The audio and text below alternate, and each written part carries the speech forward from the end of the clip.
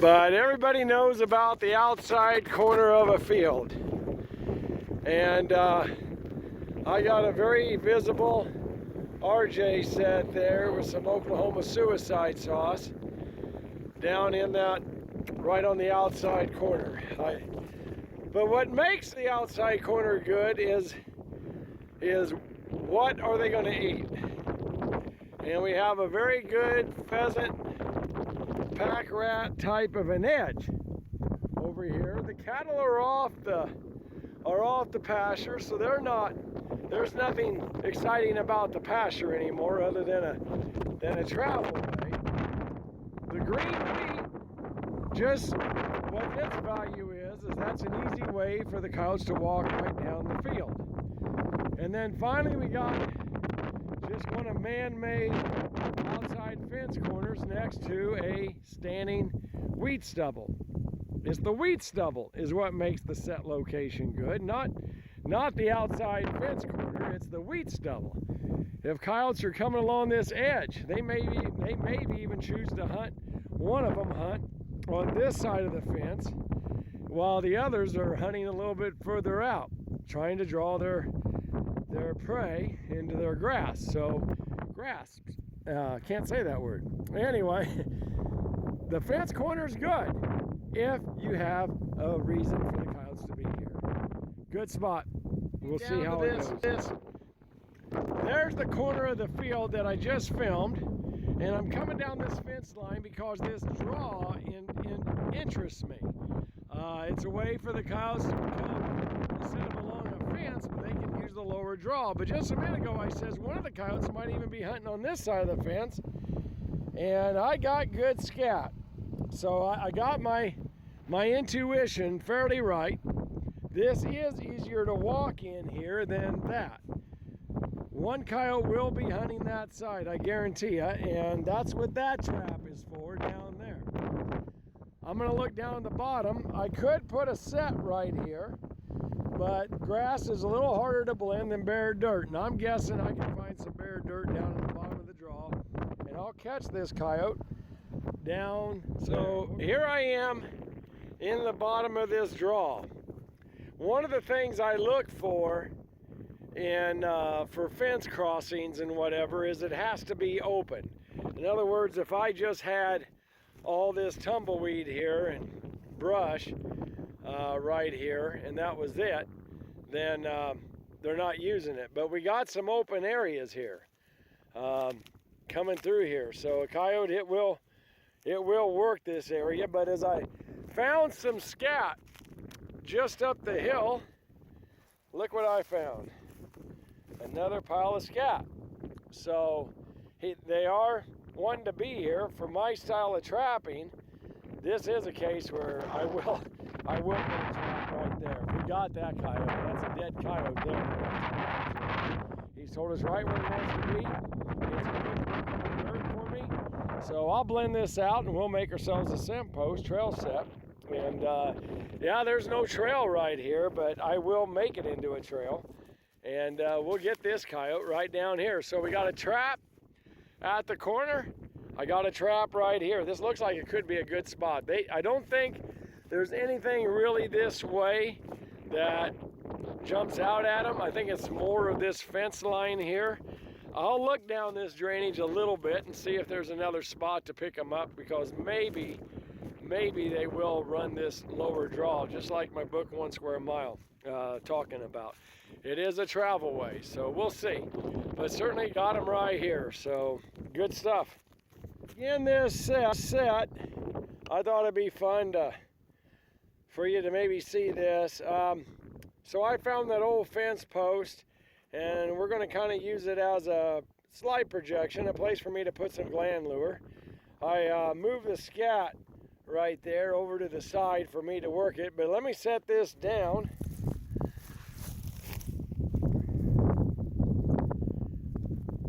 Okay, so I use my bag to locate my set.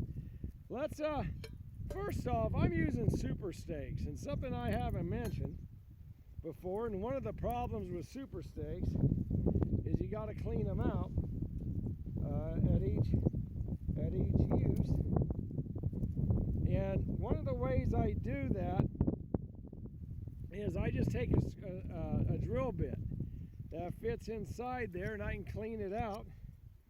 And when that's fairly well done, I still use my flat screwdriver and finish cleaning it out, because otherwise they'll stick, you know, and you can't get it out. The second thing I do with my, after a few good days on the trap line, this driver, even though it's hardened, will want to flatten out and create a little bevel there, which again hangs up inside there. So what I'll do is I take a grinder and I grind that round again. I don't want it tapered, I just take it, grind it round. So anyway, that's that.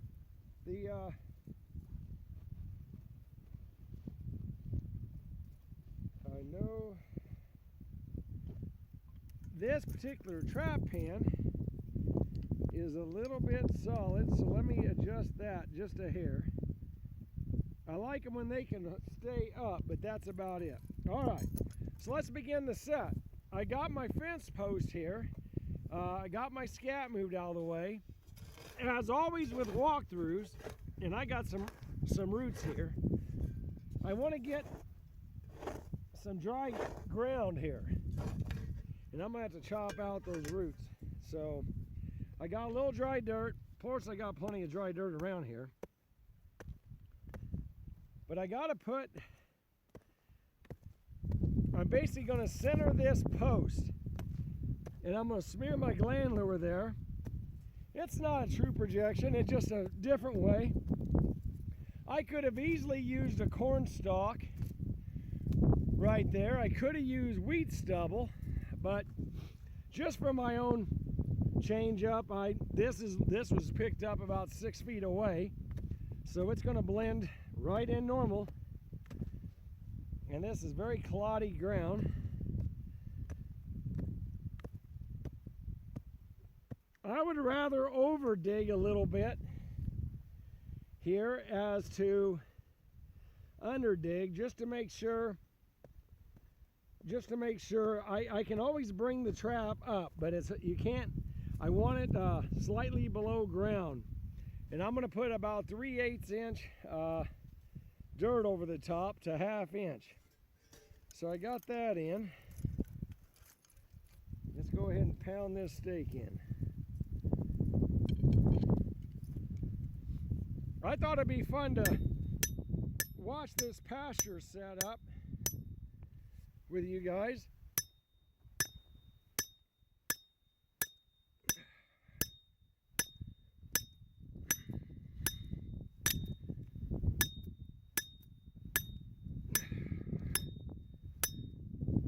That's it.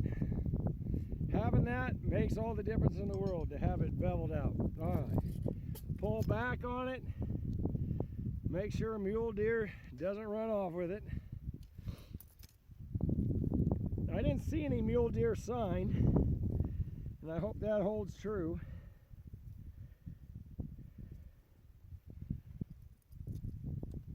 And I'm still not deep enough. It's always something.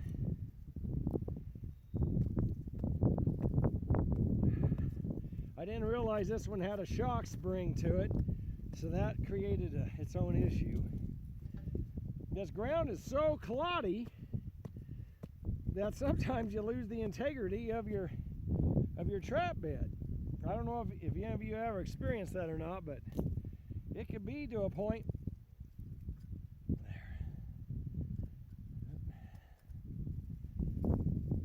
There we go. Nope. I still want it dug out a little bit more. And it seems to be resting on the other side. I have it divoted out underneath there so the chain can fit underneath the trap. It's really more of a trap jaw issue right now, and I see another spot.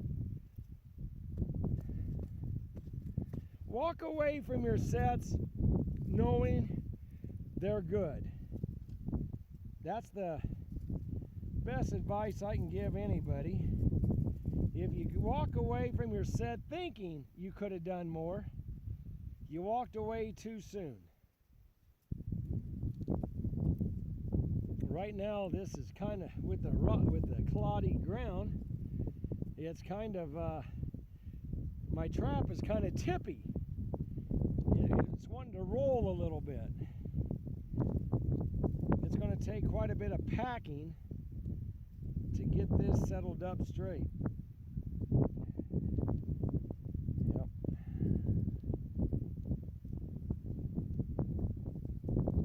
This clod. I had a clod going right underneath that pan, and it's fitting very nice. There, I got it.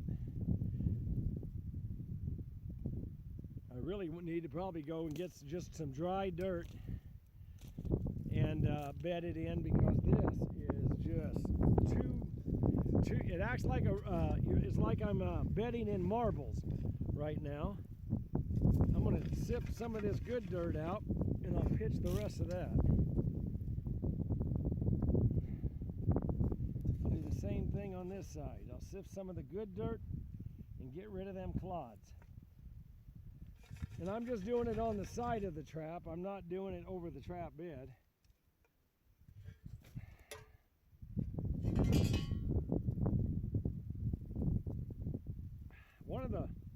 I think dealing with the porosity of dirt makes a difference.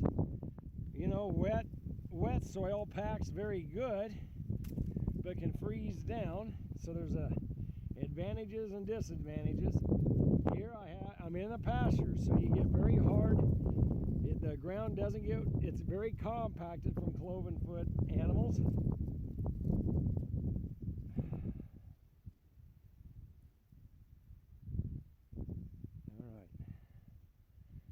I think I can go ahead. I got it solid. Let me get a pan cover. That'll work. And I'll put some dry dirt over the top. I'm going to have to steal some from local, but that isn't hard to do. Like I said, when I walk away from a set, it's just awful important that that set is solid. That you know your trap is going to go nowhere. Put a little dry dirt over that. I got it. Now to finish packing it in, and let's get some dry dirt here. I don't have a lot of good dirt. I'll have to go get some, but I can finish the set with what I have.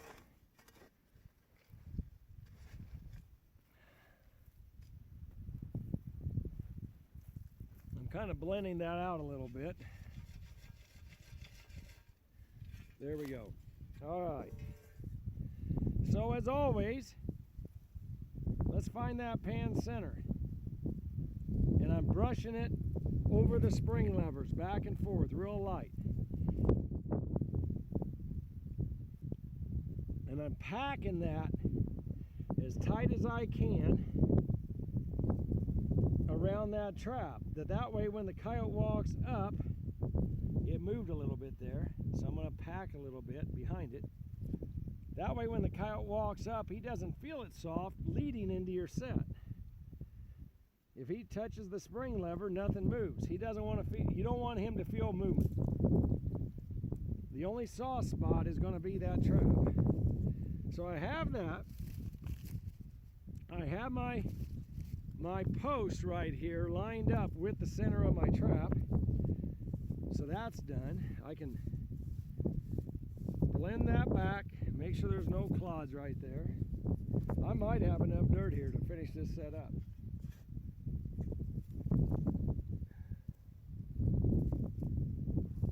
Brush it out, make it big. I'm going to get a little more dirt, just a little bit.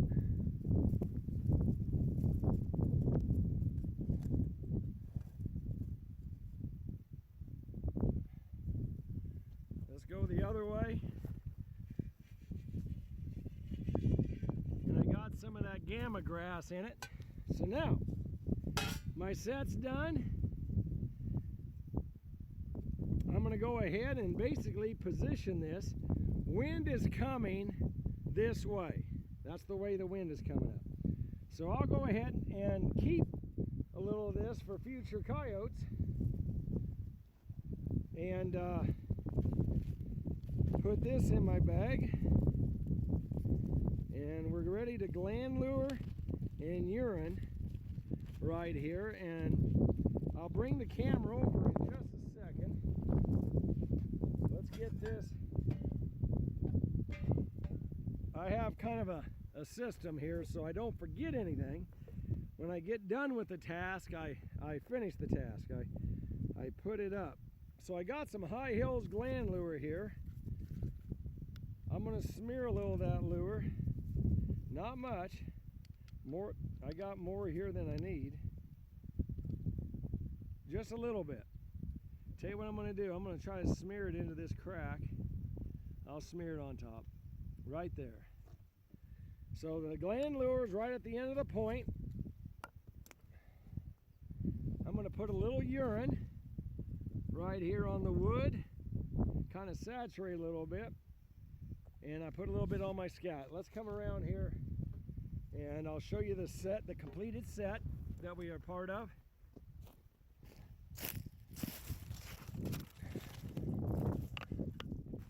So there's the set. Looks pretty good. I tell you something we can do right here. I just saw it. Let me kick this old cow pie up. Let's go ahead and put this cow pie right about where I was kneeling. We'll put that point. We'll put that point right against the trap there. Kind of firm it down, and there we have a completed set. It looks good. Whoop, get my shadow out of it. It looks good. Whether coyotes are coming through here or walking down that fence line, we ought to have them. So, or we're heading down that fence line. It'll be fun to find out. I got another nice coyote caught in an RJ set, corner of a wheat, corn, and wheat stubble. You know, one of the things I really like about, I'm going to try to block the wind here a little bit so you can hear me. One of the things I really like about this type of a set is how visible it is. And I can see the set from coming down the hill, whether I catch anything or not. But this is the first coyote in this place. But regardless of what type of set you use, think about what are the odds of the animals finding this set without the wind in your favor. And the wind does shift here. Right now, it's coming out of the northeast right now. And I know later today it's going to be coming right over the top of the coyote. So right now, it's going to shift. So I got a set that's very visible in a great crop change location. Nice brushy edge, little tumbleweeds and sand spurs and everything else. So anyway, carry a spade with you, you know, and get some dirt showing. Make them visible. Even if you make a subtle set, dig up some dirt nearby and make it obvious that just stands out. Make it a salient feature. So that way animals will just be drawn to that area. Then your lures can take over. So great looking pup coyote today. It took this is the 4th check before I finally got one here. But you know, some of them hit on right away. Some of them, it takes a few days for the coyotes to come in. So great coyote, great set, and may all of your health and happiness for 2020 be yours.